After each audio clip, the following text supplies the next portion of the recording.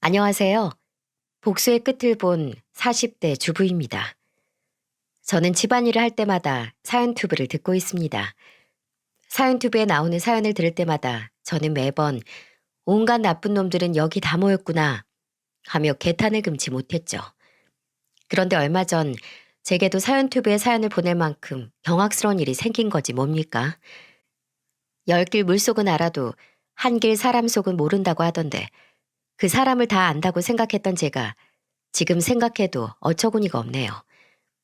괜찮다가도 가끔 생각나면 열불이 터져 잠도 잘 안 오는데 창피해서 어디 주변 사람들한텐 말도 못하고 말이죠.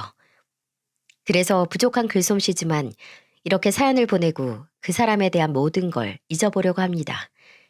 자, 그럼 지금부터 제 사연을 시작해 보도록 할게요.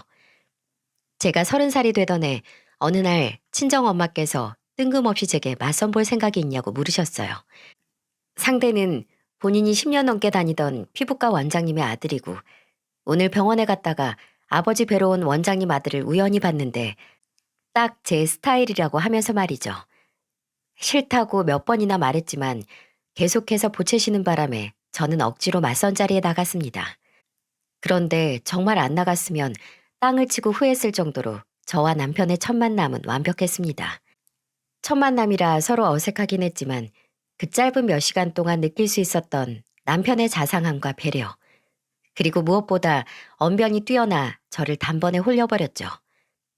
그날 이후 여러 번을 더 만났고 남편의 고백 이후 우리는 3년이란 연애 기간을 거쳐 결혼까지 하게 됐습니다. 결혼 생활도 남들이 부러워할 만큼 행복하게 지냈어요.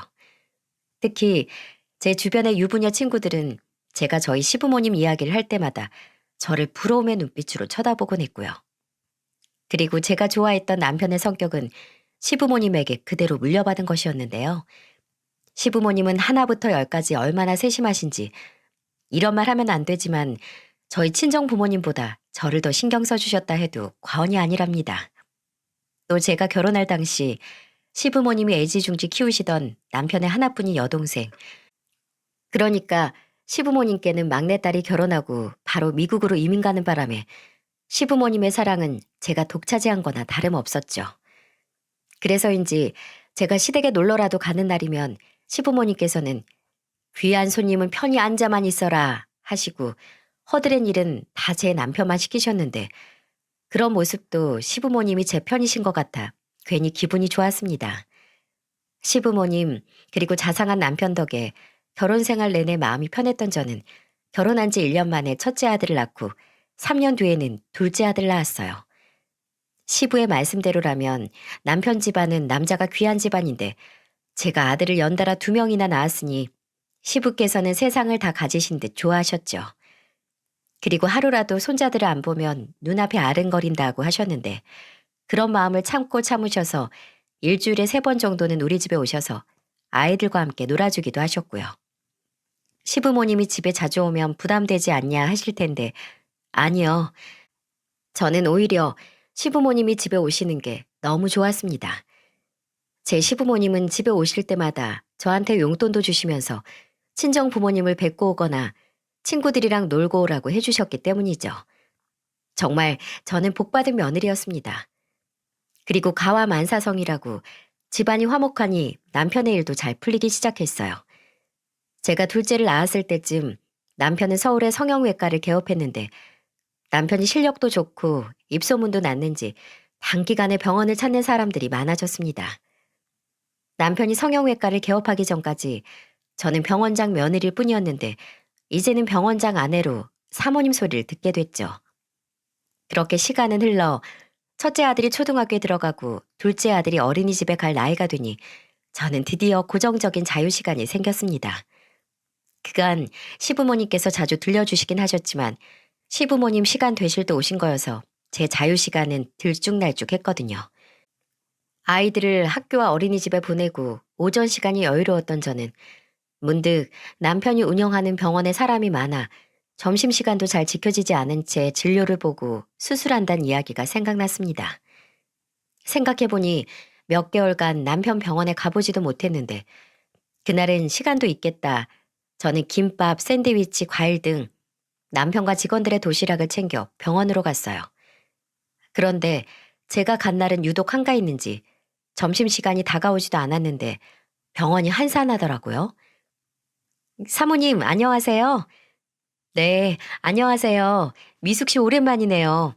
우리 지난번에 먹었던 그 레스토랑 또 가기로 했는데 아직도 못 갔네요. 미숙 씨 요즘 너무 바쁜 거 아니에요? 바쁘긴요. 제가 요즘 몸이 좀 안 좋아서 사모님께 따로 연락도 못 드렸네요. 그런데 오늘은 원장님 뵈러 오신 거예요? 아, 원장님만 보러 왔다기보다는 남편이 요즘 하도 바빠서 점심도 못 먹으면서 진료본다길래 도시락 좀 싸와봤어요. 그런데 어디 갔나 봐요? 아, 네. 오늘 세미나 있으셔서요. 오늘은 원장님은 오전 휴진이세요. 그래요? 나한테는 별말 없었는데. 그럼 같이 도시락 먹어요. 넉넉히 챙겨왔으니까 다른 직원분들도 하나씩 챙기고요. 미숙이는 남편이 병원 개업했을 초창기부터 함께한 직원입니다. 남편이 말하기론 일도 잘하고 항상 밝은 인상이어서 그런지 병원을 찾아주시는 분들에게도 칭찬이 자자하다고 하더군요. 또 미숙이는 저랑 단둘이 밖에서 종종 만나는데 밖에서 볼 때는 언니 동생으로 부르곤 했죠. 그리고 실제로 제 동생이랑도 나이가 비슷해서 그런지 더 챙겨주고 싶은 마음이 들곤 했습니다. 그런데 오늘은 이상하게 미숙이 표정이 전처럼 좋지는 않더라고요. 그렇게 미숙이랑 한참 수다를 떨다 보니 점심시간이 지났고 이제 집에 가려고 하니 남편이 허겁지겁 들어오더군요. 그런데 절 보고는 무슨 귀신 보듯이 화들짝 놀라는 게 아니겠어요? 여보, 어쩐 일이야? 아유, 깜짝이야. 왜 소린 지르고 그래?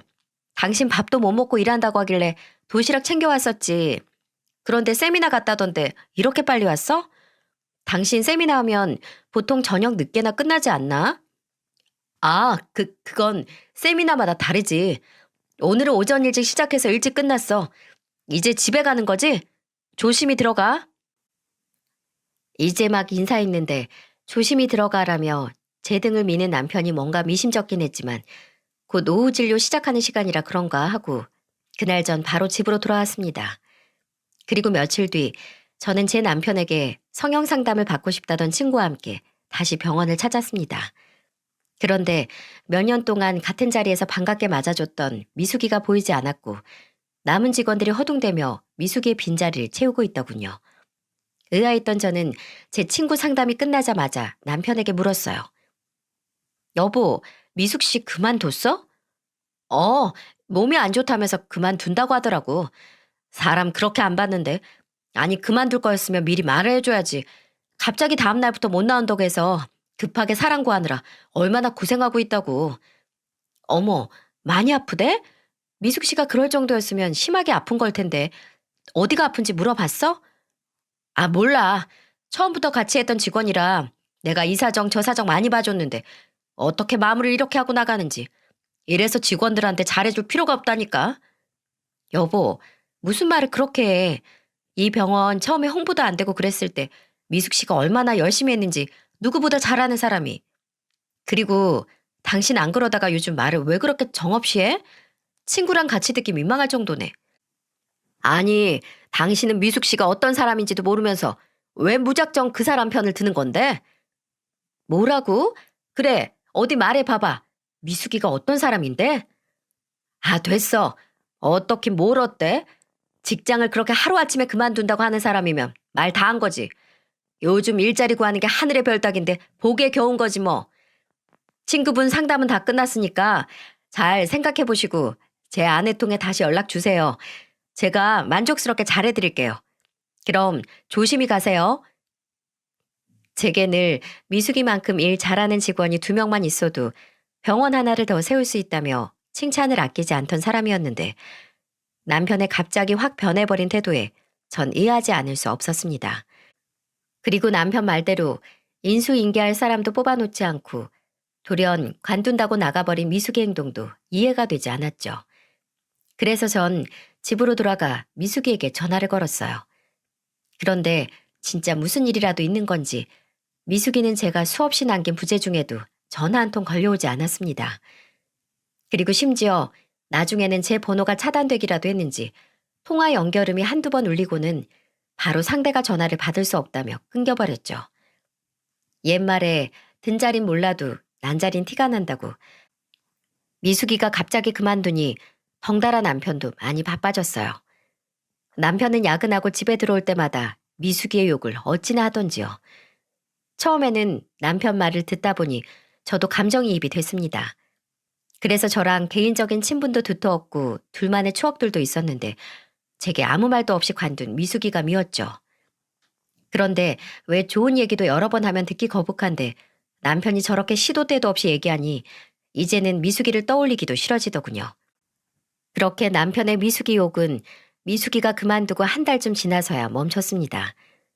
그리고 며칠 뒤 저는 남편 병원 근처에서 브런치 모임이 있어 나갔다가 생각보다 빨리 끝나는 바람에 남편 병원 직원들에게 줄 간식을 사서 병원으로 갔죠.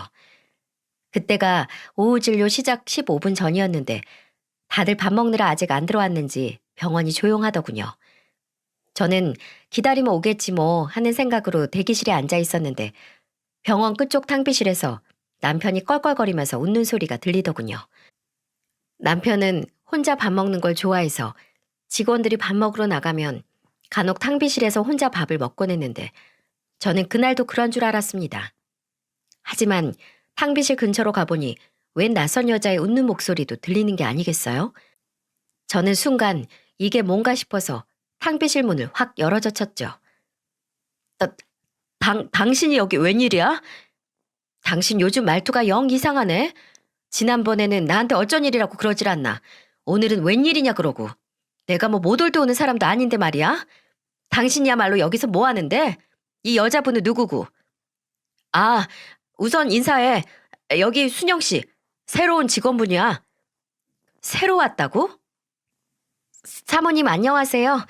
김순영이라고 합니다. 네, 반가워요. 그런데 난 사람을 새로 뽑았다는 얘기를 못 들어서 제가 오해할 뻔했네요. 이 사람도 참, 내가 뭐 직원 뽑고 안 뽑고 당신한테 일일이 얘기해야 돼? 뭐?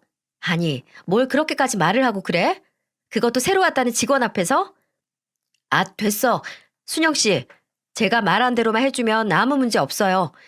그리고 그만둘 거면 적어도 2주 전에는 미리 말해주고요. 알겠죠? 순영 씨 전 사수가 갑자기 그만두는 바람에 우리가 아주 힘들었다고. 네, 알겠습니다. 그럼 이만 나가봐요. 저는 이상하게 지난번부터 남편의 말투가 영 거슬리더군요. 제가 처음 남편한테 반했던 건 자상한 말투였는데 시간이 지나면 지날수록 자상의 자자도 없어지는 남편이 점점 꼴보기 싫어졌어요. 그리고 전에는 병원장 사모면 직원들한테도 잘 보여야 한다면서 무슨 기념일이나 행사 때마다 간식 바리바리 싸들고 오게 하더니 이제는 툭하면 어쩐 일이냐는데 정말 정이 떨어지더군요. 그래서 전 그날 이후 남편 병원에 발길을 끊어버렸죠. 그리고 한 10개월쯤 흘렀을까? 집에서 TV를 보는데 미숙이한테 전화가 왔습니다. 갑자기 병원을 그만두고 저와의 연락도 끊어버린 미숙이가 믿긴 했지만 그간 오래된 정이 있어서 저는 미숙이의 번호를 지우지 못하고 있었거든요. 그리고 저는 결국 전화를 받았죠. 미숙아, 어떻게 된 거야? 왜 그동안 연락이 안 된 거냐고. 남편 말로는 아프다고 했다는데 어디가 아픈 건데? 많이 아파? 언니, 나도 말 좀 하자. 그동안 연락 못해서 미안해. 사정이 좀 있었어. 그런데 내가 아프다고 했다고? 사정? 무슨 사정?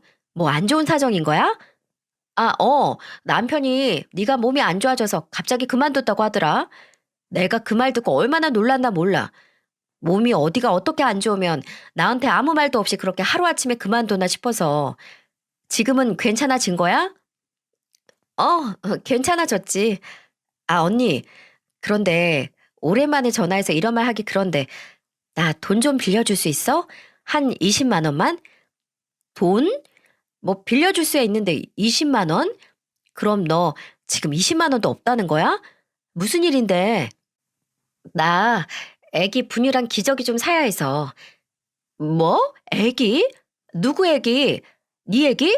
너 애기 낳았어? 어, 이제 한 100일 정도 됐어. 세상에, 축하해, 얘. 남편은 누구야? 그럼 너 결혼하느라 그만둔 거구나? 결혼식에 나 왜 안 불렀어? 아, 결혼식은 가족들끼리 식사하는 걸로 대신했어. 부르지 못해서 미안해. 그런데 남편이 누군지는 말하기 좀 그래. 아기 낳기 한참 전에 헤어졌거든. 그리고 그 사람 사기꾼이었어. 내가 당한 거지 뭐. 뭐? 사기꾼? 세상에. 그래, 더 말하지도 마. 그런 나쁜 놈 얘기 꺼내봤자 뭐해. 화만 더 나지. 계좌번호 불러줘. 그리고 애 키우는데 돈이 얼마나 드는데 고작 20만 원이야. 나도 돈은 남편이 관리해서 큰 돈은 없지만 우선 비상금으로 300만 원 정도 있으니까 그거라도 보내줄게. 고마워. 고마워, 언니. 오랜만에 연락하는 거라 정말 많이 망설였는데 고마워. 나한테 잘 연락했어, 얘. 힘내고 무슨 일 있으면 또 연락하고. 알겠지? 거의 1년 만에 미숙이랑 한 대화는 충격적이었어요. 남편 병원을 그만두기 전까지만 해도 남자친구가 있다는 이야기는 들어본 적이 없는 것 같은데 언제 결혼하고 또 아이까지 낳았는지 그가 미숙이한테 무슨 일이 있었는지 도통 감이 잡히질 않더라고요. 그리고 얼마 후 미숙이에게 또 전화가 왔습니다. 이번에는 우리 집 근처로 오겠다며 만나자고 하더군요. 그래서 저는 흔쾌히 수락했고 집 앞 카페에서 미숙이를 기다렸죠. 약속한 시간이 되고 카페 문을 열고 미숙이가 들어오는데 아이를 안고 왔더군요. 미숙이를 보자마자 전 달려가서 와라 끌어안고 아이를 보는데 세상에 아이가 어찌나 예쁘던지요. 우리 아이들 어렸을 때가 생각나 자리에 앉으면서부터는 제가 내내 안고 있었죠. 그런데 미숙이를 오랜만에 봐서 신난 저와 달리 미숙이는 시종일관 침착함을 유지하더군요. 오랜만에 본 미숙이는 아이를 낳았음에도 이전보다 더 야위어 있었고 항상 밝았던 친구였는데 얼굴에 그늘이 가득했어요. 그렇게 미숙이랑 이런저런 얘기를 하고 있었는데 미숙이가 갑자기 뭔가 결심이라도 한 듯 목소리를 깔고 저를 불렀습니다. 그리고 그 뒤로 한 말은 맨정신에 듣기 힘든 말이었죠. 언니, 아니 사모님. 사모님? 아이 갑자기 무슨 사모님이야. 밖에서는 언니라고 부르라. 죄송합니다. 제가 죽을 죄를 지었어요. 사모님한테 이러면 안 되는데 제가 미쳤었나 봐요. 용서해달라고도 말하지 않을게요. 사모님이 어떻게 하시든 저 그냥 그 벌 다 받을게요. 그런데 정말 아무렇지 않게 사모님 옆에 있는 그 사람을 가만둘 수가 없어요. 이게 무슨 말일까요? 미숙이에게 저 말을 들은 후로 저는 한참 동안 아무 말도 하지 못했습니다. 1년 만에 나타나서 갑자기 죽을 죄를 지었다며 무슨 벌이든 받겠다는데 이게 대체 무슨 상황이지? 하고 고개를 떨구는데 갑자기 저한테 안겨있던 미숙이 아이가 보이는 게 아니겠어요? 여자의 촉은 무섭다던데 너, 너, 너 혹시? 속으로 아니길 빌며 저는 미숙이와 제 품에 안겨있는 이 아이를 번갈아 가면서 봤습니다. 설마요. 설마 그럴 리가 있겠어? 하고 마음을 다잡는데 미숙이 입에서 나온 말은 제 설마를 처참히 밟아버리더군요. 맞아요. 그애 병원장님 애예요. 죄송해요, 사모님. 뭐? 뭐가 맞아? 내가 안고 있는 이 애가 내 남편 애라고? 엄마는? 엄마는 너고? 네. 나지막이 네라고 대답한 미숙이를 보고 있자니 저는 갑자기 괘씸함과 분노가 밀려오더군요. 그리고 아이를 잡고 있던 한 손을 풀어 미숙이의 뺨을 내리쳤습니다. 그런데 미숙이는 제게 맞을 걸 각오라도 했다는 듯 아무 미동 없이 바닥만 보고 있었죠. 그 모습에 분한 저는 뺨을 한 대 더 내리쳤고 이번에는 미숙이가 눈물을 흘리기 시작했어요. 사모님, 죄송해요. 그런데 이렇게 다 말하고 차라리 몇 대 맞는 게 더 낫네요. 뭐? 지금 내 기분을 이렇게 그지같이 만들어 놓고 너는 고작 몇 대 맞은 거로 죄책감 덜었다 이거야? 너 내가 이걸로 끝낼 것 같아? 내가 널 얼마나 믿었는데 네가 나한테 이럴 수가 있어. 아니에요. 죄책감을 덜었다뇨. 아마 평생 가도 전 이 죄책감 못 덜어요. 너, 그런데 나한테 이걸 인제 와서 말한 이유가 뭐야? 평생 숨길 수도 있었을 텐데 뭐 때문에 말하는 거냐고. 얼마 전 제가 사모님께 돈 빌려달라고 연락드렸을 때요. 저 그때 배고프다고 칭얼거리는 아이가 너무 불쌍해서요. 정말 그러면 안 되는데 생각나는 사람이 사모님밖에 없어서 엄치도 없이 연락드렸던 거였어요. 그런데 앞뒤 안 따지시고 1년 만에 전화한 제게 갑자기 큰돈을 턱 보내주시는 사모님을 보는데 이건 정말 아니더라고요. 그래서 늦었지만 지금이라도 바로잡고 싶었어요. 하, 맞네. 나는 네가 내 남편이랑 불륜 저지른 것도 모르고 너한테 몇백만 원이나 턱 보내줬네. 진짜 머저린 나였어. 나 원참. 사모님, 그러지 마세요. 다 제 잘못인걸요. 그런데 너는 뭘 바로잡고 싶다는 거야? 나한테 뭐 남편이라도 내놓으라고 하겠다는 거야? 살면서 이런 배신감을 느꼈던 건 처음이었습니다. 미숙이는 남편의 병원 직원이기도 했지만 제게는 진짜 친동생이나 다름없었어요. 그래서 1년 만에 돈 빌려달라고 온 연락에도 기꺼이 보내줬는데 이런 제 진심도 모르고 제 뒤에서 남편이랑 불륜이나 저지르고 있었을 생각을 하니 피가 거꾸로 솟는 기분이었죠. 그런데 지금까지 미숙이가 제게 했던 말들은 뒤에 이어질 말에 비하면 세 발에 피었습니다. 아니요. 남편을 내놓으라뇨. 솔직히 말하면 사모님 남편 조도 안 가질 사람이에요. 뭐? 조도 안 가질 놈이랑 불륜을 왜 저지르는데? 너 지금 나랑 장난하니? 저도 피해자니까요. 그래서 바로잡고 싶은 거예요. 사모님, 제가 비밀 하나 알려드릴까요? 정말 미숙이의 말이며 행동 하나하나가 절 얼마나 돌게 만들던지. 이번에는 갑자기 제게 얼굴을 쭉 내밀며 비밀을 알려주겠다는데 마치 절 시험하는 것 같더군요. 나를 속이고 내 남편과 그런 짓을 해서 애까지 낳은 여자의 말을 더 어떻게 믿을 수 있겠냐만 그래도 한번 들어보기로 했죠. 사모님 남편, 그러니까 병원장이요. 그놈 스폰서예요. 뭐? 스폰서? 지금 무슨 말을... 사모님 남편 성형외과에 연예인 되겠다고 성형수술하러 오는 애들이 얼마나 많은지 모르시죠? 그런데 갑자기 얼굴만 예뻐진다고 벼락스타가 될 수 있겠어요? 성형수술 받고 예뻐지면 이제부터 오디션 보러 다니고 그러는데 그 사이에 무슨 돈이 있겠냐고요. 성형수술하느라 큰돈 나갔겠다. 당장 생활비도 없겠다. 그런 애들은 아주 미치는 거죠. 그런데 그때 딱 사모님 남편, 그러니까 병원장이 지원해주겠다고 하는 거예요. 안 그래도 병원장 수술 덕에 본인들 예뻐져서 신뢰가 높아져 있잖아요. 그런데 그런 병원장이 본인 외모도 인정해주고 또 유명해질 때까지 용돈도 대주고 한다고 만나자는데 거절할 애가 몇이나 있겠어요? 너 지금 무슨 말 하는 거냐고? 내 남편이 이 여자 저 여자한테 돈이나 퍼주고 있었다는 거야? 네, 바로 그거예요. 그것도 총각 행세를 하면서 그러고 다녔다는 거죠. 그럼 너도 돈 받았니? 그래놓고 네가 무슨 피해자라는 건데? 아니요, 사모님. 전 하늘에 맹세코 돈 안 받았어요. 제가 피해자라는 건 병원장이 사모님이랑 이혼했다고 했었거든요. 미숙이의 마지막 말에 저는 뒤통수를 한 대 얻어맞은 것 같더군요. 이혼이라뇨? 이게 무슨 말 같지도 않은 소리인가 싶었어요. 그때 제 표정을 읽은 미숙이는 그간 있었던 일을 제게 하나하나 꼼꼼하게 알려줬죠. 어느 날부터 병원장이 제게 추파를 막 보냈어요. 다른 직원들이 있는데도 제게 슬쩍슬쩍 스킨십을 하고 또 일 끝나고 한잔하는 게 어떻겠냐면서 계속 연락을 해오더라고요.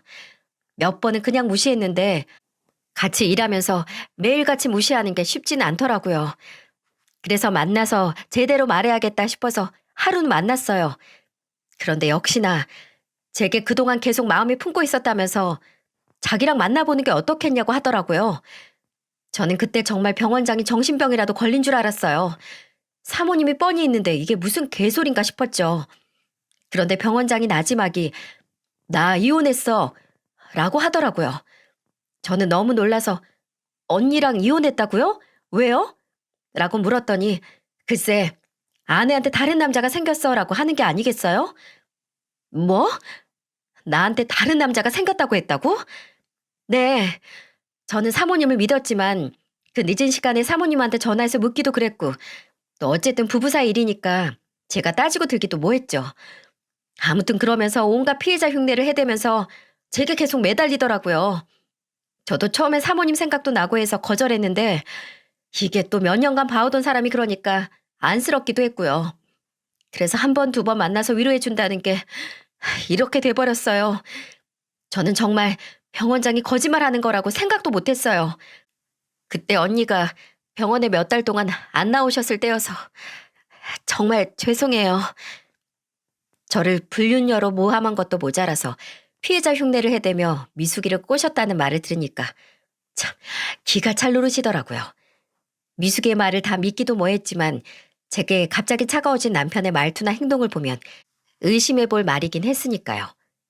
그런데 갑자기 뱃속에 애까지 있으면서 병원을 그만둔 이유가 궁금해지더라고요. 그런데 병원은 왜 그만둔 거야? 네 말대로라면 내가 이혼한 줄 알았고 그래서 둘이 합의하에 연애하다가 애 가진 건데 네가 병원을 나갈 이유가 없었잖아. 병원장이 애까지 원했던 건 아니었으니까요.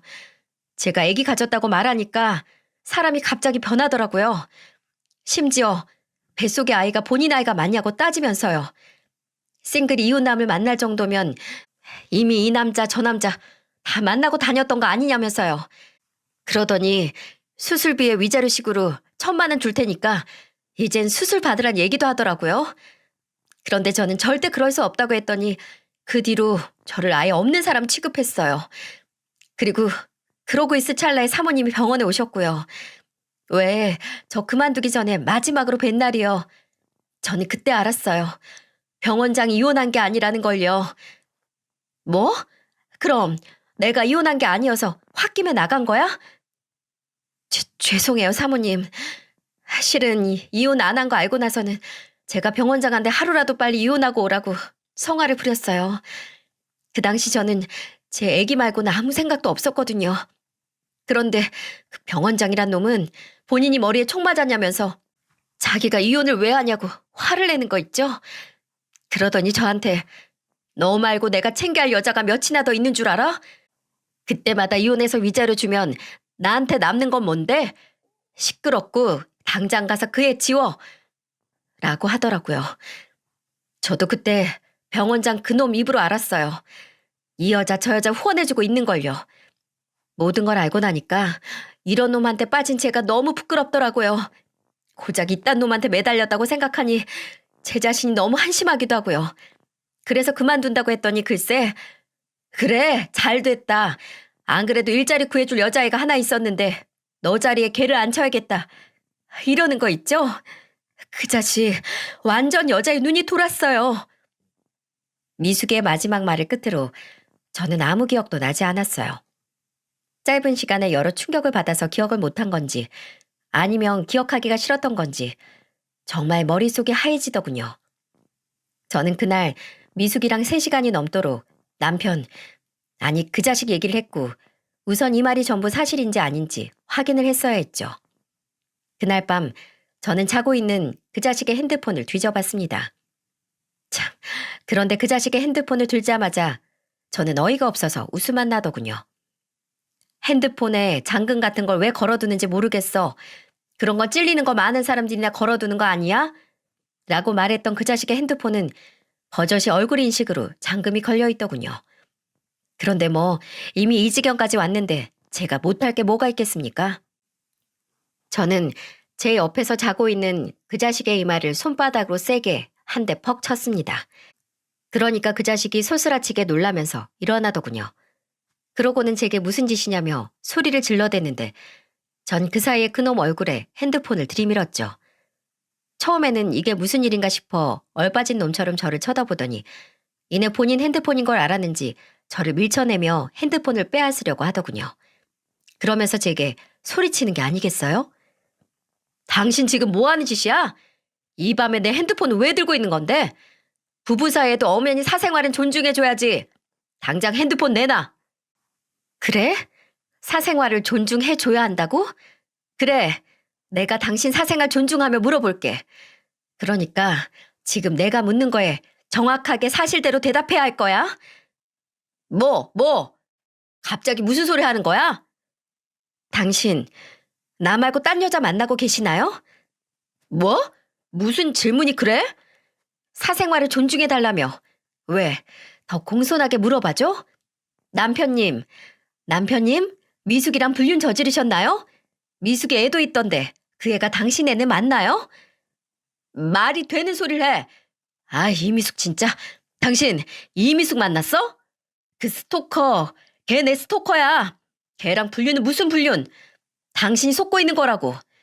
어디서 누구 애인지도 모를 애 임신해서는 내 애라고 우기는데 내가 얼마나 골치 아팠는 줄 알아?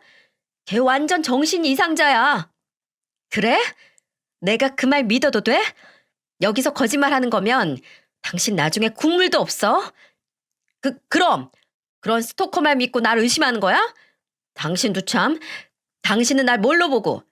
오히려 내가 당신한테 실망할 것 같은데? 알겠어. 대신 뭐가 됐든 나한테 안 걸리는 게 좋을 거야. 내가 뭐라도 알아내면 난 당장 당신 부모님께 달려갈 거거든. 그래. 당신 맘대로 해. 그런데 잘 자고 있는 사람은 왜 깨우고 그래? 내일 일찍 나가야 한다는 내 말 까먹은 거야? 나 다시 잔다. 뻔뻔하게 나오는 남편 놈을 보고 있자니 어찌나 약이 오르던지. 그런데 참 저도 저라고 남편 놈이 저렇게 우겨대니 남편 말을 믿어보고 싶긴 하더라고요. 솔직히 말하면 제게도 아이가 2명이나 있으니 그 당시에 이혼이 부담되긴 했거든요. 차라리 남편 놈이 끝까지 아니라고 우겨줬으면 싶기도 했던 것 같네요. 남편 말대로 미숙이가 진짜 스토커였으면 좋겠다 싶기도 했고요.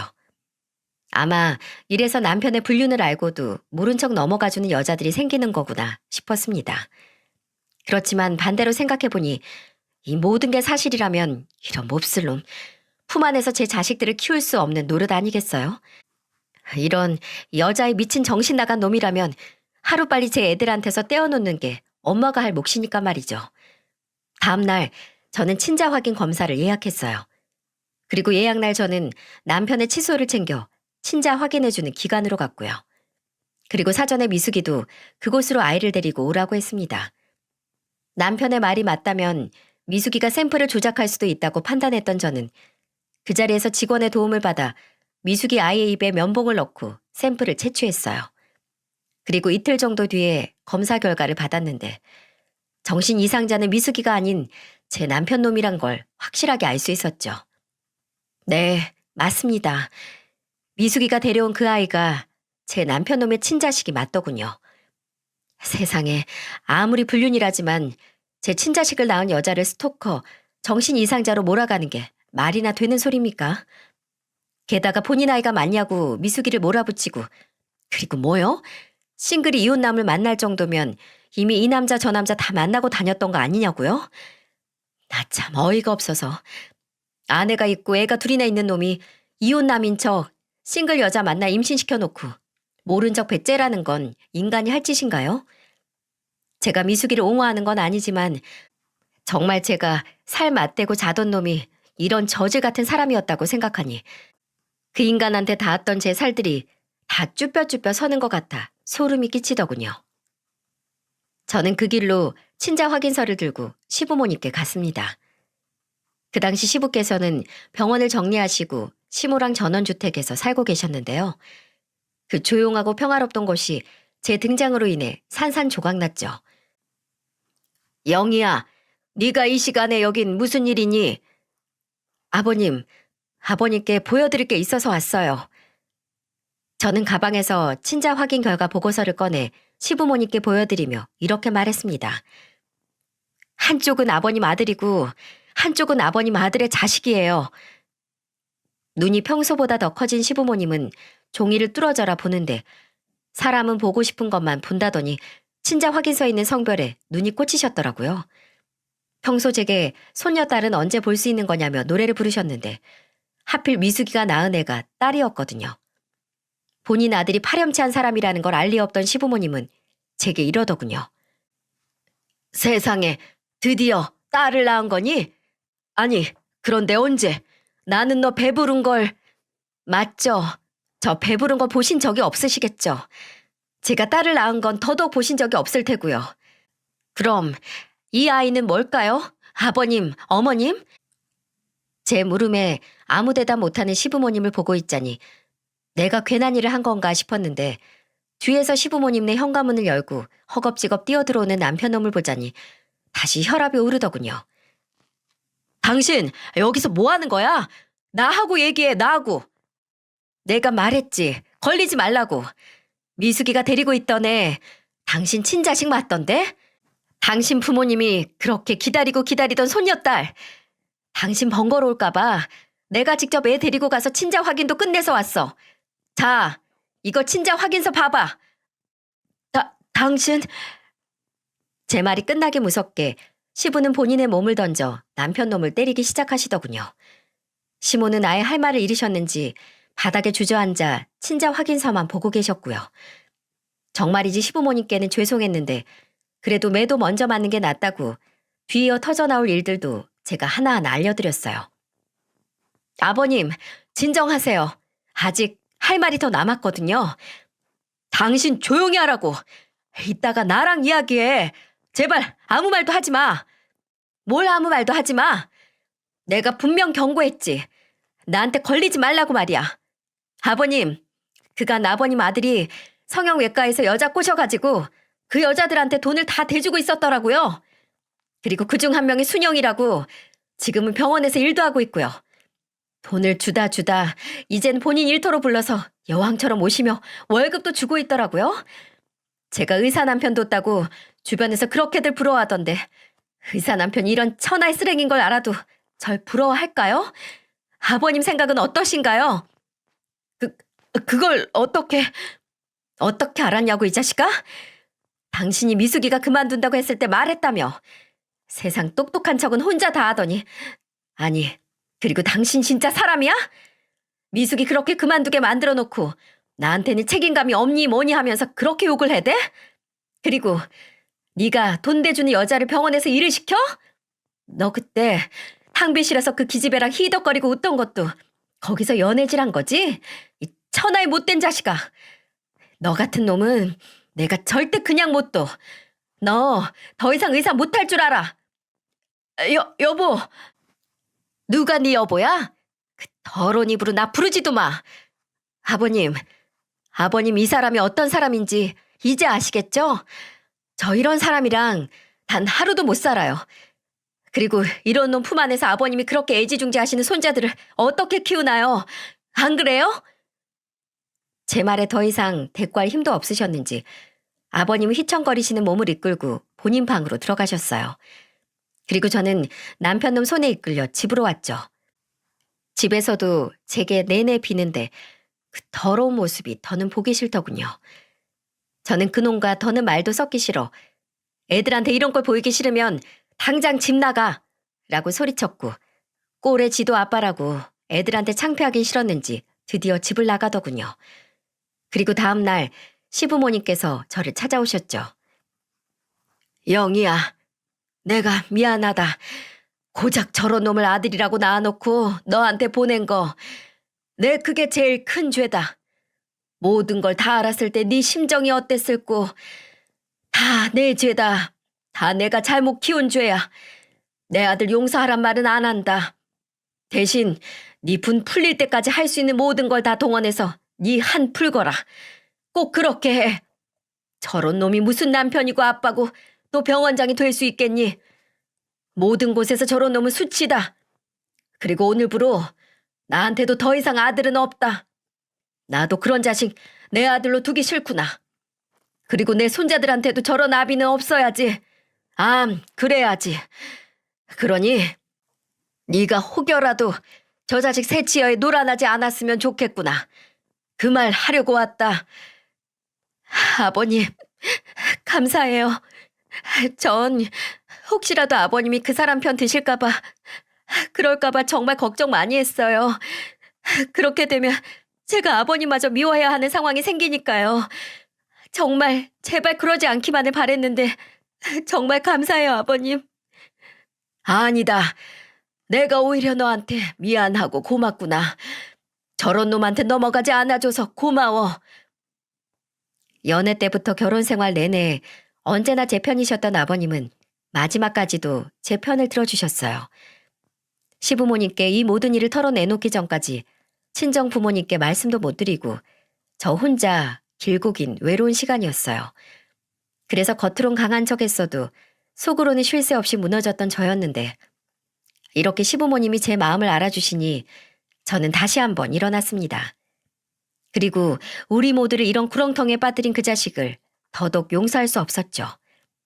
그리고 용서할 수 없는 사람이 하나 더 있었는데 바로 미숙이었습니다. 알고 시작했든 모르고 시작했든 알았으면 현명하게 대처를 했어야 하는 거 아닌가요? 나중에 저와 이혼하지 않았다는 걸 알고도 본인의 아이를 위해 되려 이혼하라고 성화를 부렸다뇨? 저에게 모든 사실을 알려주긴 했어도 미숙이 죄가 모두 용서되는 건 아니었으니까요. 미숙이의 상황이 딱하긴 했지만 그렇다고 그냥 모든 걸 덮을 수는 없었죠. 그래서 저는 미숙이에게 한 가지 제안을 했습니다. 제가 그놈이랑 이혼하고 현 상황에서 받을 수 있는 최대한의 위자료를 받아내면 그때 모든 걸 폭로해서 남편 병원을 망하게 해달라고요. 지금 화가 난다고 해서 망하게 만들면 제가 위자료로 받을 게 없어지는 거 아니겠어요? 위자료는 제 몫이니 당연히 받아야 하는 거고 그 자식은 그 병원을 이용해 여러 여자들을 데리고 놀고 상처 줬으니 그 병원 또한 없어져야 맞는 거죠. 저는 시부모님이 구해주신 변호사를 통해 이혼 소송을 진행했습니다. 그리고 동시에 상간자 소송도 진행했죠. 그랬더니 이제야 눈치가 좀 생겼는지 남편 놈이 제게 와서는 본인의 잘못을 줄줄 읊으며 사정사정 하더라고요.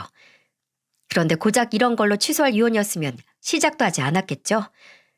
저는 공개할 수는 없지만 변호사를 통해 받아낼 수 있는 최대 위자료를 받아냈어요. 그 후 잠잠하던 미숙이는 그놈의 병원으로 찾아가 본인 스스로가 상간녀인 걸 밝히는 대자보를 들고 병원 입구에서 몇 날에 서 있었습니다. 그리고 집으로 돌아가면 인터넷으로 그놈의 만행을 적어 올렸죠. 인터넷의 힘은 무섭다고 미숙이가 적은 글은 순식간에 지역 카페로 퍼져나가면서 얼마 안 가 남편 놈의 병원은 결국 문을 닫았습니다. 그놈은 그렇게 아내 잃고 자식 잃고 직장까지 다 잃었죠. 그리고 어디 그뿐이게요? 이제 본인한테 아들은 없다고 말씀하셨던 시부모님은 실제로도 그놈을 받아주지 않으셨으니 그 자식은 본인의 죄로 인해 부모까지 잃게 됐습니다. 아, 물론 시부모님께 제 아이들을 보는 건 허락해드렸어요. 그놈은 밉지만 그놈과 이혼 소송을 진행하는 동안 시부모님께서는 항상 제 편에서 모든 일을 알아봐주고 진행해 주셨거든요. 그리고 무엇보다 시부모님께서 제 아이들을 사랑하는 마음은 진심인 게 보이고도 넘치셔서 모른 척 할 수 없겠더라고요. 그리고 저는 더 이상 그놈에 대해 생각하지 않기로 했습니다. 잊어버리는 것보다 더한 복수는 없다라는 말이 있는데 저는 이 명언에 100% 공감하거든요. 복수 중에 최고 복수는 제가 잘 먹고 잘 사는 거라잖아요. 저는 제가 계획했던 모든 것들을 끝낸 지금부터는 제 머릿속에서 그 자식을 아예 잊기로 마음먹었어요. 그리고 이 사연을 끝으로 저는 그 지옥 같은 일들을 다시는 떠올리지 않을 거고요. 솔직히 사연투브에 이렇게 사연을 올리게 된 이유 중 하나도 제가 겪었던 일들을 한 번에 정리한 뒤 그걸 모조리 잊어버리기 위함이었거든요. 마지막 총정리라고나 할까요? 앞으로 저 혼자서 사내 아이 둘을 키워야 하는 막대한 임무는 있지만 저희 친정 부모님과 시부모님이 계신다면 저는 충분히 잘 할 수 있을 것 같은데 여러분 생각도 그러시죠? 이렇게 길었던 제 사연을 끝까지 들어주셔서 감사하고요. 마지막으로 제게 희망과 용기 되는 응원을 해주신다면 제가 힘들 때마다 와서 힘을 얻어갈 수 있을 것 같은데 짧게나마 응원글 한마디 꼭 부탁드리겠습니다. 진심으로 여러분께 감사합니다.